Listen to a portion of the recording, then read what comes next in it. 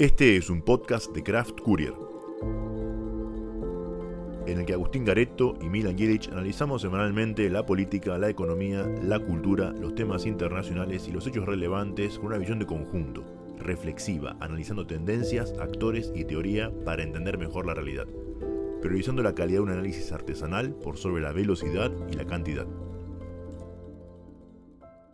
Bienvenidos, ¿qué tal en este episodio número 16? Nuevamente quien les habla, Agustín, para darles la bienvenida a este episodio que he decidido titular El heredero de sí mismo.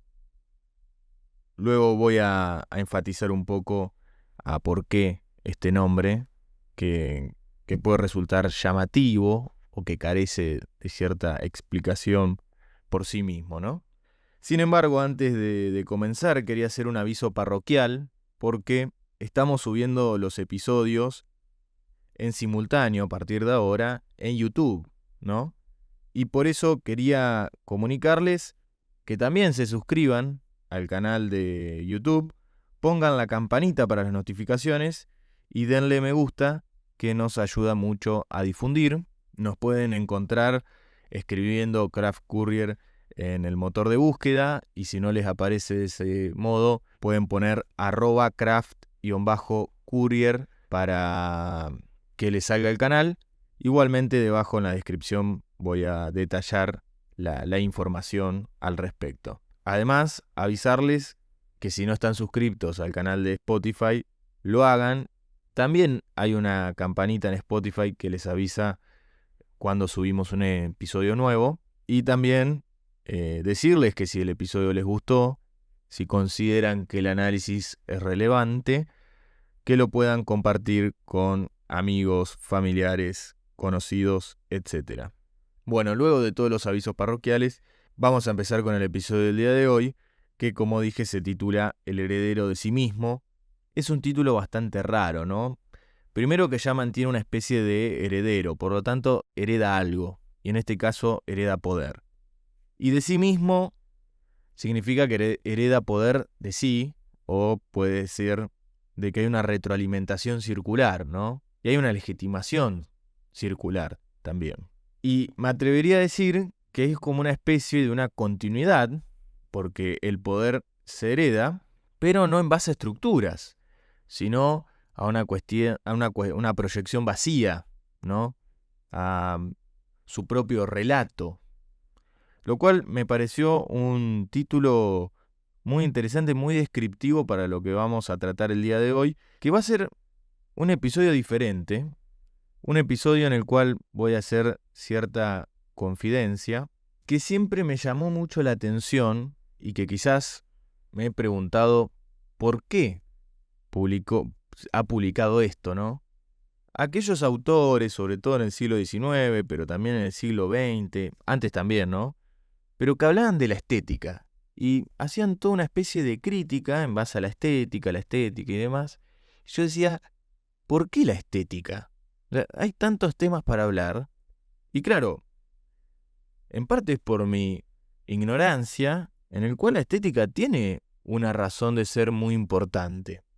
Indudablemente habrá sido muy importante para ese tiempo, para los que los autores han escrito, pero también es importante para la hora, ¿no? Hay un gran auge del mercado de la estética. No solo de la estética de, llamemos así, cirugías, sino también filtros y demás, en el mundo de las redes, en el mundo de la apariencia. Por lo tanto, es un universo que no carece de importancia. Y por eso me parecía muy interesante hablar de la estética del gobierno nacional en este caso, que ya hemos hablado quizás de manera fragmentaria, es decir, nunca hicimos un episodio, o no recuerdo haber hecho un episodio de la estética como algo central, pero sí hemos criticado en algunos episodios esa temática.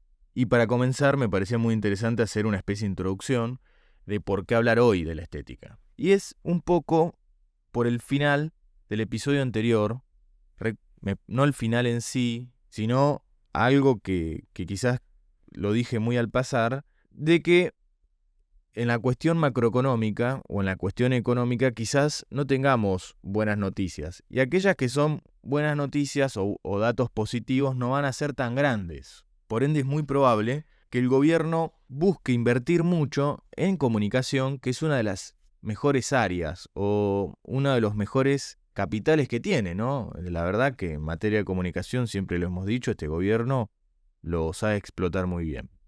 Y que bueno, probablemente hayan grandes anuncios con pequeños cambios, y un poco de eso me parece que los últimos anuncios de este pseudo blanqueo, que luego fue negado, que en realidad no es un blanqueo en sí, sino que fueron ciertos cambios burocráticos de manera informativa, pequeños cambios que no dejan de ser importantes, pero que no son suficientes. Es decir, pueden ser necesarios, pero no suficientes en relación a lo que el gobierno pretende.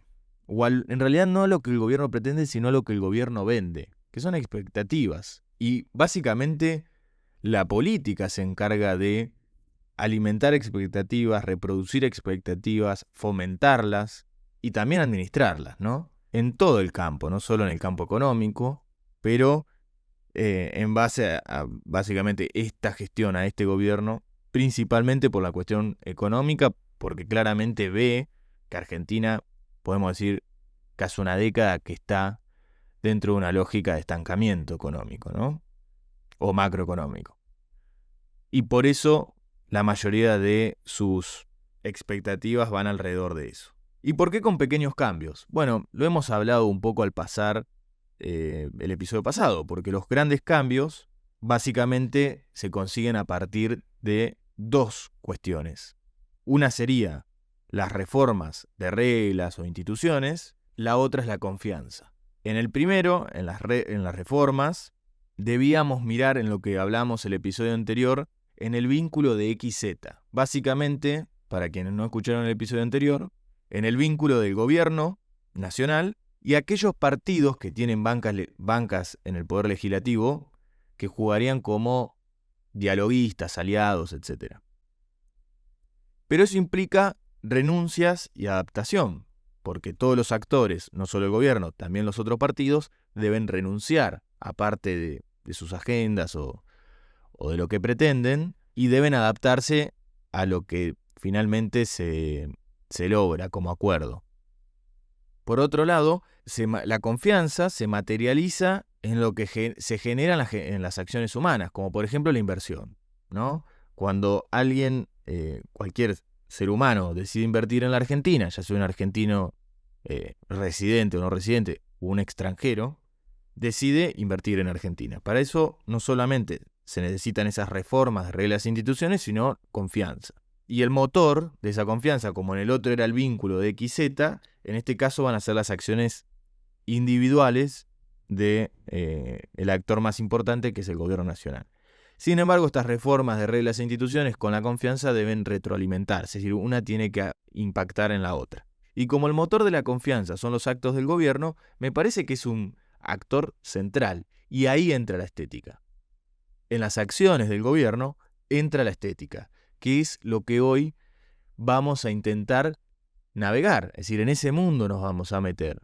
Y me parece muy interesante, de entrada, ver algo que decir, bueno, ¿qué es la estética, no? La estética, ¿cómo la podríamos definir? La podemos definir como lo que el gobierno quiere que se vea de sí mismo, es decir, como la apariencia que el gobierno pretende mostrar. Y para ello es muy interesante analizar cómo ve la historia el gobierno. Porque podemos decir, bueno, el gobierno, ¿qué fuentes tiene? Es decir, ¿qué fuentes busca para dar la historia? Considero que el gobierno mantiene ciertas fuentes historiográficas, es decir, cierta manera de acercarse a la fuente, cierta manera de trabajar con esa fuente y de tratar con ella y demás, y de mirar la historia, muy similar a partidos o movimientos políticos fascistas o fascistoides del principio del siglo XX. Creo que hay ahí una conexión, lo hemos hablado siempre, de el vitalismo, la violencia como símbolo de acción y de justicia, el futurismo, etc. Sin embargo, hay que hacer una aclaración muy interesante. Estos partidos fascistas o incluso también el partido nazi, también lo va a hacer el comunismo, pero me quiero detener en estos dos. Esa manera de mirar la historia lo hacía de una forma intelectual, si se quiere, ¿no? Es decir, había una discusión en el ámbito académico. Luego también va a haber una especie de acercarse a la masa. De hecho, en eso van a ser perfectos, pero van a generar intelectuales. Van a discutir en la producción de obras académicas o no académicas, pero con cierto alcance. No sé, por ejemplo, el partido nazi tenía escuelas de oratoria, ¿no? Y ahí formaban oradores con cierta teoría y demás. Hay algo de esto de coaching seguro en el Partido de la Libertad Avanza, pero me refiero que era como algo mucho más formal, si se quiere, o mucho más estudiado de cómo ver la historia, cómo interpretarla, que en el caso del gobierno se centra más a producciones audiovisuales actuales y coincide en gran parte con esto que Bauman llama como la modernidad líquida, ¿no?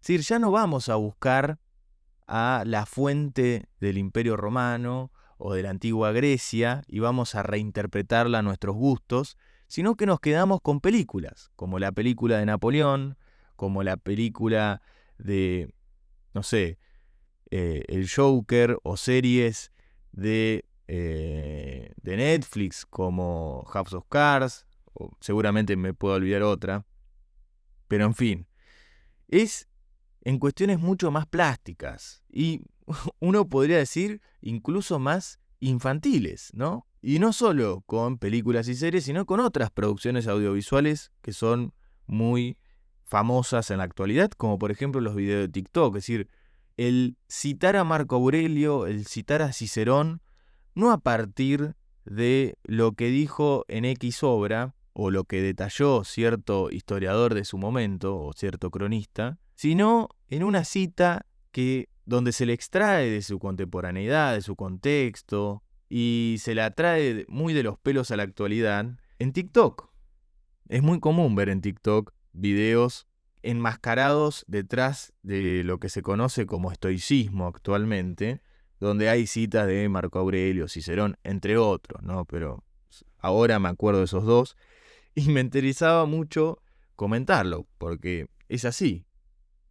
Y creo que esta estética que propone el gobierno nacional tiene una lógica que Pierre Rosanvallon, en varios de sus trabajos, ha hablado de iliberal, ¿no? Que es básicamente una combinación de procedimientos democráticos con prácticas autoritarias. Hemos hablado, si mal no recuerdo, de el régimen iliberal en alguno de los episodios. Lamentablemente no recuerdo en cuál específicamente, pero quien tiene muy buena memoria puede recordarlo. Él en su momento hace una crítica a Napoleón III, al sobrino de Napoleón. No me voy a detener ahí. Pero sí me parece como esto de una especie de representante del pueblo, pero en tanto monarca, es decir, en tanto rey, nombrando la libertad, porque la libertad la tiene el pueblo, es decir, el pueblo puede elegir a su rey, y obviamente apoyado con prácticas autoritarias. Esto, el Segundo Imperio para Rosanvallon lo produjo muy bien, y luego van a haber otras experiencias en la historia mucho más actuales que van de la mano. De hecho, Rosanvallon podría decir que muchos de los populismos actuales del siglo XXI van de esta lógica, ¿no? Pero no estoy diciendo que el gobierno hoy sea un régimen iliberal, eso no es así para nada, sino que mantiene una estética iliberal. No necesariamente quiere decir que el régimen en algún momento vaya a cambiar, sino que es lo que intenta aparentar. Y me parece muy interesante traer de manera anecdótica, pero también para reforzar mi argumento, diversos momentos donde podemos ver eso. Y por ejemplo, lo último fue en el Te Deum. En el Te Deum hay una imagen muy interesante, o una escenografía, mejor dicho, de Milei en el centro solo adelante de todos. Es muy llamativo, eso no ha sucedido en otras experiencias, es decir, en la democracia argentina de los últimos 40 años. Yo no recuerdo que algún presidente haya tomado esa centralidad. No lo recuerdo. Algunos directamente no fueron, pero quienes fueron no mantenían como esa búsqueda de exposición. Milei decidió tenerla. Ya lo hizo el año pasado y en este lo repitió. Ese especie de rey solo, de emperador, de César con una mirada con cierta arrogancia, y no lo digo peyorativamente, sino en el sentido de me está hablando, y en este caso el arzobispo, me está hablando a mí, pero soy tan grandioso que él tiene la oportunidad de pegarme y yo le demuestro que soy inmune. Y además debe soportar pegarme y ver que no me está haciendo nada. Esa mente de soy el terrible, ¿no? Lo cual, si uno se queda con ese fragmento, dice, wow, estamos ante el rey. Yo digo, queda en el plano de la estética, porque si uno no ve el fragmento y ve todo, incluso ve, por ejemplo, la negación a saludar al jefe de gobierno y de Cava y a la vicepresidenta, queda como una cuestión del heredero de sí mismo. En el sentido, hay una emoción narcisista que encierra una especie de círculo vacío, con poca significación fuera de ese sistema de él, digamos, ¿no? Y llama mucho la atención que mantengan una estética que intenta ser como mostrar el César o el monarca, el rey, pero se queda en el plano de la estética del clip, ¿no? De la foto, del clip. Y tengamos eso presente, del clip. Porque se ve que descubrieron que probablemente la gente no haya escuchado, y cuando hablo de la gente me refiero a la mayor parte de la sociedad, no haya escuchado el Te Deum. Se haya quedado con un clip. Entonces, importan esos 7 segundos, importa haberle negado el saludo, importa esa imagen de la mirada, más que el mensaje en sí. Más allá de que el mensaje ha tenido también una especie de crítica a la situación actual, en la cual no solo se lo critica o se lo denuncia o se lo diagnostica, como se quiera decir, a la figura del gobierno, sino que también de los otros actores políticos, ¿no? Porque no es solo el gobierno el que juega con ser el malo de la película a veces o el bueno de la película y el resto son los malos. Es decir, la lógica que critica en parte la lectura del arzobispo García Cuerva es la lógica de amigo-enemigo, y son muchos los que juegan dentro de esa lógica de amigo-enemigo. Es decir, no es solo el gobierno, y el gobierno tampoco es quien la inventó en Argentina. Otro de los actos o de las acciones del gobierno donde se puede ver esta estética, llamémosla, iliberal, es en el mundo de los periodistas, ¿no? Que para colmo es como que se lee del siguiente modo, que el kirchnerismo también lo ha hecho, que no es una crítica, la del periodismo, hacia la gestión, sino que es hacia mí como persona, y como soy el César, es una crítica hacia el pueblo, porque esa es la figura que tenía el monarca en su momento, ¿no? El monarca era representante del pueblo, en vida. Es la figura del soberano de Hobbes. La figura me refiero del libro de Hobbes, ¿no? Donde el soberano es como la reencarnación de todas las almas del pueblo. Es la reencarnación del pueblo. Y dentro de la lógica del mundo del periodismo funciona así. Es decir, me critican a mí y yo soy el pueblo, entonces es un enemigo del pueblo y está justificado que hay que perseguirlo o hay que hostigarlo. Hasta ahora hay que hostigarlo, si bien puede ser que haya algunos periodistas que han sufrido cierta persecución, no sé si de manera oficial, pero sí que hay actores oficialistas, pero no orgánicos, que se dedican a hacer eso. Pero bueno, más allá de eso, me parece que en esto también se maneja una estética del odio y de señalar al otro como enemigo del pueblo y como de falsos profetas, que también es un vocabulario muy presente en el gobierno actual. Por otro lado, en el de la estética, me parece el ataque al gasto público. Es decir, el gasto público per se es maligno, porque el Estado es malo, o la administración pública es mala. Bueno, son ciertas contradicciones a las cuales hoy no me voy a detener, pero es lo que podemos llamar el ajuste también, ¿no? Y hay una especie de cierto goce ante el ajuste. O no sé si ante el ajuste, pero sí ante las manifestaciones y la violencia como respuesta a un castigo redentor. Hay como una especie de goce, sobre todo en redes sociales, donde uno ve, no sé, la marcha de los miércoles, por ejemplo, de jubilados en el Congreso, donde hay una acción de las fuerzas de seguridad, de represión, y los comentarios que uno lee, algunos, no sé, el 50% obviamente es como en crítica hacia el accionar, pero el otro 50% lo justifica. de diversas maneras. Y hay como cierto goce ante eso. Quizás no es 50 y 50, no lo sé, porque tampoco es que hubo un análisis sobre los comentarios en los posteos, pero si uno se detiene a leer los comentarios, sobre todo en redes, es muy llamativo. Y también en otras redes que responderían al oficialismo, ¿no? Hay muchas cuentas en Instagram, en TikTok, en Twitter que responden al oficialismo. No sabemos si reciben algún pago lateral, no lo sé, pero sí que bancan por lo menos al gobierno y que suben constantemente cuestiones desacreditando las manifestaciones e incluso algunos también como disfrutando de la violencia. Y en otro de los mundos que también me parecía interesante detenerme es en el mundo del espionaje. No me voy a meter en el espionaje en sí, porque no soy Carlos Pañi ni Hugo Conadamón, pero bueno, el tema de la CIDE en las últimas semanas fue como el tema, sobre todo en ciertos periódicos, como por ejemplo La Nación, que en el cual trabajan los dos periodistas que mencioné. Pero sí quisiera meterlo como en el tema de la estética, ¿no? Porque no es solo el hecho de la posibilidad de que la CIDE te puede mirar, sino es como presentar el estado espía y gozar de ese símbolo, de esa estética, en fin. Porque por algo es CIDE.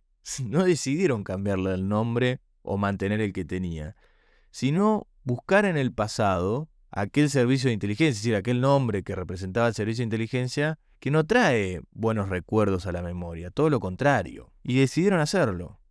Yo no sé si con el mismo fin, uno puede decir sí, la verdad que no lo sé, lo desconozco totalmente, pero por lo menos del plano de la apariencia, 100% de acuerdo, que es una especie de mostrar esta idea del Estado espía. Lo cual es raro porque estaría totalmente en contradicción con lo que dije anteriormente respecto a que la administración pública per se es mala, y bueno, gastás en servicios de inteligencia. O sea, ¿por qué? Se supone que también entrarían parte de los gastos del Estado. Pero bueno, son contradicciones que las hemos tratado en varios episodios. Y creo que la conclusión de todo esto, y por eso el título, ¿no? El heredero de sí mismo, es porque Javier Milei no es un César. Y así como no es Javier Milei un César, no lo fue Alberto Fernández, no lo fue Mauricio Macri, no lo fue Cristina Fernández de Kirchner, no lo fue Néstor Kirchner y de ahí para atrás. Y cuando digo que no fue un César, no quiero decir que no quisieron ser un César. Eso es otro tema. Y lo de Javier Milei no lo voy a fundamentar a partir de resultados electorales, en decir, bueno, tal porcentaje real de la población es la que está de acuerdo con la agenda más particularista de Javier Milei, sino una cuestión constitucional. Es decir, el régimen argentino no responde a la idea de un César. Las instituciones que hasta ahora la sociedad ha aceptado con la última reforma de la Constitución no habla de un César, no habla de un régimen monárquico. Por eso entra en el mundo este de la estética y liberal en contradicción con lo que la Constitución propone o con lo que la Constitución intenta reflejar. Y es lo que le sucedía mucho al kirchnerismo también, ¿no? Porque entraba en franca contradicción con aquello que se había pensado, que se había plasmado en un papel. Entonces estábamos entre una Constitución que parecía que carecía de poder efectivo, por así decirlo, porque había un poder central que se adjudicaba cosas, no diría anticonstitucionales, sino anti la esencia de la Constitución, o nos encontrábamos ante un gobierno que tiene una lectura muy parcial de la Constitución. Sea cual sea, no es sano. Creo que los dos entran, ¿no? Son como más que dos caminos, es el mismo, depende cómo se lo mira. Pero es probable que esto también suceda en el gobierno de Javier Milei, de hecho creo que sucede ahora mismo, ¿no? Y que por eso esta estética da tanto ruido. Pero creo que es uno de los motivos de por qué genera tanto ruido. Y luego a mencionar esto, si recuerdo voy a mencionar un paréntesis que también me llama mucho la atención, pero ante la pregunta de por qué me llama tanto la estética, la primera respuesta que di en mi cabeza fue porque el gobierno la considera primordial. Pero luego pensando dije, bueno, eso es engañoso porque las gestiones anteriores también consideraban primordial la estética. Todos los partidos políticos en todo el mundo consideran la estética como algo importante. porque al fin y al cabo los seres humanos también. Tiene que haber otro motivo. El segundo motivo que se me ocurrió es porque es evidente. Y parece una pavada. Y dije, bueno, ¿por qué es evidente? Y ahí me puse a pensar que, claro, la estética que promueve el gobierno nacional actual y liberal, en ciertos grados imperial, me es extraño. Cuando digo que me es extraño, me es extranjero. Es decir, es extraído de una sociedad a la cual Argentina no ha tenido una especie de vivencia o antecedente histórico. No tuvimos un Napoleón o Napoleón III en la historia como para decir, se parece a él. Entonces creo que en parte eso extraño es lo que me genera tanto ruido. Que se coincide con otra cosa, que es lo infantil. Y lo infantil viene de la ficción, de las películas, que es en el mundo donde aparentemente los asesores o los consultores que están detrás de esta gestión es donde se alimenta, ¿no? Entonces, películas extranjeras es lo que define la estética del gobierno actual. Y claro, por eso me genera tanto ruido. Por eso me generó tanto ruido cuando en el anuncio de Asunción de Javier Milei había una estética muy norteamericana. De las películas norteamericanas, que lo hemos hablado en su momento con Milan, que es un tema que a él le gusta mucho. Y sí, es por esto. Es porque se basan en películas extranjeras. Y por eso me genera tanto ruido. Y es algo que es real, porque si uno se detiene a cierta investigación o cierto desarrollo que hacen de la biografía de Santiago Caputo, Maya Jastrzębski y Manuel Jove, en aquel libro llamado El Monje, bueno, ellos, en entrevistas que han dado, han hablado mucho de que Santiago Caputo se basa, en base a la estética, en la apariencia, a producciones audiovisuales. Y es muy probable que no sea solo Santiago Caputo, sino que sean otros más, quienes también se retroalimentan de esto y quieren producir eso. Y creo que otro de los ejemplos donde se ve con mayor claridad de esto, y este es el paréntesis del cual quería hablar, fue en el cierre de campaña de Manuel Adorni, donde además de tener ciertos componentes políticos, como por ejemplo una cierta interna que en teoría en la provincia de Buenos Aires se está desarrollando, se vio esto muy bien en el cierre de campaña entre las fuerzas del cielo, que fueron con un color parecido a la camiseta de Roma, de la Roma, de Italia, y con estandartes y demás, que son quienes buscan una lógica o una estética, si seguimos con esta palabra, imperial. Algunos dicen fascistoide, yo creo que no, yo creo que es más de esa idea del César imaginario que vieron en alguna película, o que tienen esa imagen en la cabeza dando vueltas. No sé, yo creo que han visto mucho El Gladiador o películas así. Y por otro lado, otro sector, más del campo nacional popular, que en aquel acto de cierre de campaña vestían las remeras violetas, que Jastrzębski y Jove, que son quienes están mirando, creo que con mucha atención, estas cuestiones mucho más micro del gobierno nacional, llaman de manera anecdótica las fuerzas de la tierra, las fuerzas territoriales, porque se desarrollan más en el conurbano bonaerense. Y hay una gran diferencia entre estos dos sectores, porque el sector del campo nacional popular, y bueno, es lo que apela a una militancia de base, que tiene como líder el padre del pueblo, muy paternalista, quizás en algún momento con militares, quizás en otro momento con cierto líder político que ha luchado, si se quiere, desde la retórica por ciertos derechos populares, es decir, que han beneficiado a amplios sectores de la sociedad, sobre todo a sectores más bajos. Por eso el lado paternalista, ¿no? Es esa imagen, ¿no? La que se me viene a la cabeza. No digo que la reflejen 100% idéntica, ¿no? Sino que es más bien el esquema. Por otro lado, este sector guerrero imperial, el de las fuerzas del cielo, que es el de Santiago Caputo, el Gordodán y todo ese mundo, más de un estilo grecorromano. Y yo al primer mundo, al del sector nacional popular, bueno, digo, es Perón, es el 17 de octubre, o la imagen que tenemos del 17 de octubre. En cambio, el sector guerrero imperial, ¿de dónde viene? Yo no recuerdo un antecedente histórico en la Argentina, algo similar.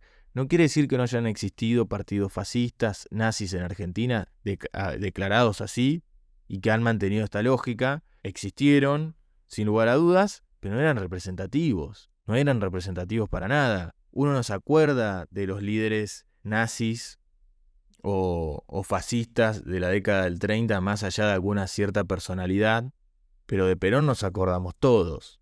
Es parte de un antecedente histórico en Argentina, ¿no? Por eso quiero volver al primer punto. De aquí viene la evidencia de la estética de las películas extranjeras que nos intentan demostrar o mostrar, en cierta medida, ese mundo grecorromano de una forma bastante vacía, bastante líquida. Porque así como hay una película de Napoleón que salió hace muy poco tiempo, en 2-3 años puede salir otra película de Napoleón, contar otra parte de la historia o entenderla de otra manera, es decir, otra interpretación, y entraría un poco en contradicción con la que tenemos hoy, en base a ese último film, ¿no? Pero bueno, es parte de lo que Bauman llamó modernidad líquida, que creo que ya se está yendo un poco más al extremo. Esto puede tener efectos que no solo queden en la estética, sino que pasen ya a otro plano. Obviamente, no lo sé, y no es en parte en este episodio ver esas potencialidades, sino entender un poco esto de la estética que me parece que dejó mucho para hablar en los últimos actos o en las últimas acciones que ha tenido el gobierno nacional. Remarco, esto no quiere decir que el gobierno se transforma en un régimen liberal, es una dictadura, un autoritarismo, lo que sea, sino es simplemente de que maneja esa estética, es decir, se presenta ante la sociedad argentina de ese modo. Si eso va a tener o no efecto en un cambio de régimen, creo que no hay que mirar solo la estética. Si en el futuro se logra, me parece que la estética no es solo una causa de ello. Hay otros motivos, creo yo, que también pueden encontrar ciertos paralelismos en la historia reciente de la Argentina y en la historia y en los sucesos que sucedieron en la región.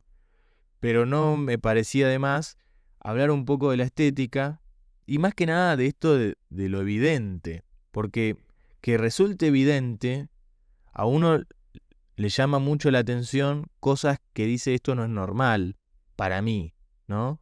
Bueno, creo que es un poco por esto, porque hay mucho de películas que no son argentinas en el sentido no de la producción, sino de la idea, del concepto, y claro, llama mucho la atención. Que aparezca Santiago Caputo con lentes de sol, fumando un cigarrillo, saliendo como que si fuese una estrella de rock, y es llamativo.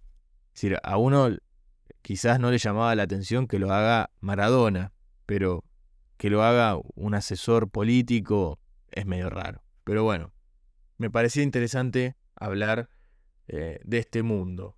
Por último, para cerrar, en base al episodio de hoy y del análisis sobre el gobierno nacional, quería mencionar un poco lo que publicó el INDEC en las estadísticas de turismo internacional respecto a abril de 2025 que salió en esta semana. Básicamente bajaron los turistas que llegan a la Argentina un 4.8% respecto al año pasado y aumentaron la cantidad de turistas emisivos o el turismo emisivo, que sería de argentinos que viajaron al exterior o residentes argentinos que viajaron al exterior, que aumentó un 24%. En números absolutos, básicamente, el turismo receptivo está en 418.000 más o menos y el emisivo en 881.000. Me parece muy interesante ver en el país de residencia o el país de destino principal del viaje. Lo que es turismo receptivo, me parece muy interesante ver que prácticamente está en negativo en todo lo que el INDEC analiza, menos en 2 países, que aumentó considerablemente. En Paraguay, o sea, supongamos, paraguayos que vinieron a la Argentina, aumentó un 28%, y en Uruguay aumentó y de uruguayos, o desde Uruguay, aumentó un 11% respecto al año pasado. No es mucho el número, pero es interesante. De Uruguay vinieron la mayoría de turistas en abril. Y en Paraguay, más o menos, es como el cuarto país en el ranking. En lo que respecta a turismo emisivo, es decir, argentinos o residentes en Argentina que salieron del país en abril, en todos es positivo, excepto en Uruguay, a Uruguay, que cayó un 12%. Bueno, esto se explica, creo yo, en parte a que con Uruguay no hay una gran diferencia de precios. Es decir, son países que más o menos mantienen el mismo costo de vida, más allá de cuestiones coyunturales. Pero creo que por eso se explica el aumento y la disminución. Quizás hay ciertas cuestiones que hicieron que cambie un poco.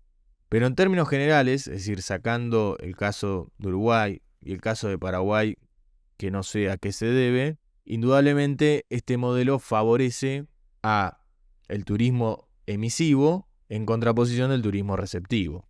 ¿Esto quiere decir que Argentina tiene que devaluar para que la balanza se dé vuelta? No, pero sí es una señal de cuál es la relación del dólar o la cotización del dólar respecto al turismo, que es algo lo más sensible, ¿no? Decimos siempre, cuando la cotización del dólar es más baja que el resto el tipo de cambio, mejor dicho, en términos reales, es más baja que los países de la región, los países vecinos, y bueno, vienen más turistas. Caso contrario, cuando la cotización en Argentina el tipo de cambio es alto respecto a la región y más argentinos viajan al exterior. Bueno, se mantiene esa lógica que ya habíamos hablado respecto a enero y febrero, que lo hicimos en los episodios allá por marzo, y probablemente se mantenga de aquí en las elecciones. Veremos si lo que es la temporada alta respecto a Europa o Estados Unidos, y llamémosle el primer mundo, que ya se ha iniciado a partir de mayo, junio, julio, y también un poco después, si se mantiene, lo más probable es que sí, todo indicaría que sí. No hay ninguna novedad respecto a esta estadística del INDEC, sino más bien que fue una especie de actualización de la tendencia que ya hemos registrado en episodios anteriores. Luego, de manera anecdótica, porque en un episodio más adelante vamos a hablar exclusivamente de internacionales, no va a ser inmediato, pero sí en un futuro cercano, quería mencionar algo que son esas cosas que por ahí uno las pensó, las dijo, las habló, las dialogó, encontró gente que opinaba lo mismo, que de hecho en este podcast lo hemos hablado, que era Elon Musk en el gobierno de Donald Trump. Bueno, finalmente se materializó y realmente me llamó mucho la atención en el instante que leí el titular. Luego Donald Trump lo despidió hoy, justamente, de una manera bastante amorosa. No sabemos cuál fue la motivación real y cómo fue esa relación, cómo se desarrolló eso, cómo se llegó a tomar esa decisión, porque no tenemos contacto con Elon Musk. Pero sí me llamó mucho la atención cómo en tan poco tiempo se cayó. Eso es lo que me llama mucho la atención. O mejor dicho, la aceleración, ¿no? Es decir, estamos viviendo en un tiempo muy acelerado. No puede ser que Musk, que llegaba como la gran incorporación a la gestión de Donald Trump y que se esperaba que era el gran transformador, reformador, el Doge, que era una especie de duque en una traducción, haya caído en 4 meses y 10 días, un poco menos, ¿no? Pero es increíble, es muy increíble. No quiere decir que no hayamos visto ciertas cosas porque lo hemos tratado. Nos parecía que Musk en algún momento podía llegar a pegar la vuelta en eso que ha dicho Milan en su momento. Creíamos en eso, pero yo realmente no creía que iba a ser tan rápido. Y eso es lo que me llama la atención, la velocidad. Que obviamente esta gestión también mantiene un poco de eso, la velocidad. creo que la imagen, o las dos imágenes más fuertes dentro o tres, ahora que me pongo a pensar, cada vez se suman más, pero sí, creo que hay 3 imágenes o 3 actores individuales muy importantes en el gabinete de Javier Milei, que sería Adorni, Bullrich y Caputo, Toto Caputo, el ministro de Economía. Uno también podría decir Sandra Petovelo, pero bueno, me quedo con los primeros 3. Aguantaron, a diferencia de otros que la purga libertaria los eliminó al principio, o muy al principio, por ejemplo Marra, pero estos 3 aguantaron. Uno podría decir, bueno, 2 no eran de la Libertad Avanza, Caputo y Bullrich. Bullrich se ha paseado por casi todo el sistema de partidos argentino. Caputo ha tenido más cercanías con el PRO. Adorni, realmente la primera experiencia política resultó en cierto movimiento llamado libertario de la Ciudad Autónoma de Buenos Aires, donde lidera Yamil Santoro, pero sí estuvo cerca de este universo, ¿no? El universo libertario. Pero los otros 2 no, es decir, tienen experiencia y han pasado la purga. Pero fuera de esos casos, como estos 3, Sandra Petovelo y algún que otro más, pasa que otros no son relevantes, aguantaron. Más, que no era el más relevante del gabinete, pero sí era como el que más prometía, por quién es, la verdad que duró muy poco y me sorprendió. No sabemos la causa, no sabemos si son por sus actos y porque la clase política en vocabulario moderno lo domó. Sí, porque Donald Trump se lo terminó comiendo, como hemos dicho en algunas intervenciones, o como dicen algunos, realmente haberse metido en política le fue muy mal o le llevó como causa grandes pérdidas en sus empresas. Bueno, no sé, capaz que es un poco de todo, no lo sé, pero la realidad es que se apartó. No sé si se va a lograr insertar nuevamente en la política estadounidense, en la política partidaria. Podría, no lo sé. Sí creo que va a jugar un poco, y esto es una visión mía, ¿no? Que va a jugar un poco a ser el generador del caos mundial en Twitter. No sé si va a tener efecto alguno fuera de Twitter, pero sí que se va a mover un poco en ese mundo, que es lo que hacía prácticamente dentro de la gestión de Donald Trump, pero como funcionario, si se quiere. Bueno, ahora va a ser un ciudadano más, con mucho dinero y fama, pero no sé con qué alcance. Pero bueno, cuestiones que vamos a ver más adelante. Creo que hemos hecho un episodio que se alejó un poco de la actualidad. Como dijo Javier Milei, si están hablando de la estética es porque las cosas marchan muy bien. Bueno, creo que no. Justamente hablamos de la estética porque me parece que las cosas están muy estancadas y que va a necesitar de la estética para seguir manteniéndose en campaña. Eso es todo. Los esperamos el próximo viernes para un nuevo episodio. Recuerden lo de YouTube, recuerden lo de Spotify y les agradezco por haberme acompañado hasta el final. Les deseo muy buen fin de semana y los espero en unos días nuevamente aquí. Gracias.